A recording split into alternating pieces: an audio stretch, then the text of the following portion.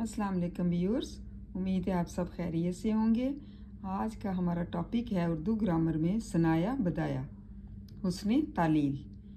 पिछली वीडियो में भी आपने हुस्न तालील की तारीफ़ पढ़ी थी और इसमें भी यही पढ़ा रही हूँ। दुनिया में हर बात किसी वजह से होती है और हर वाक़े का कोई सबब होता है।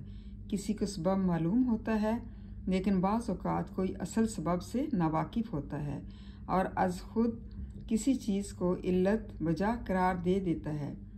मसलन शमा बुझ जाए तो धुआं उठने का असल सबब नामुकम्मल तौर पर जलना है, मगर मिर्ज़ा गालिब के ख़्याल में असल इल्लत और बुनियादी सबब कुछ और है।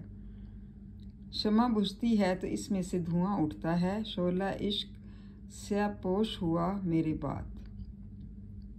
मतलब दुनिया में हर बात जो है वो किसी न किसी वजह से होती है और उसका कोई ना कोई वाक़या होता है।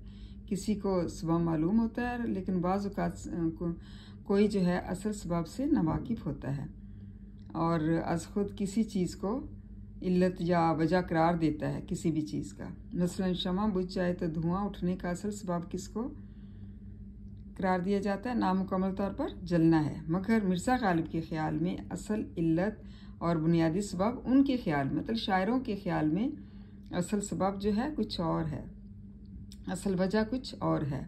शमा बुझती है तो इसमें से धुआं उठता है। शोला इश्क से पोश हुआ मेरे बाद। मतलब उनके ख़्याल में शमा बुझती है तो धुआं उठता है। शोला इश्क से पोश हुआ मेरे बाद, मेरे जाने के बाद जो है वो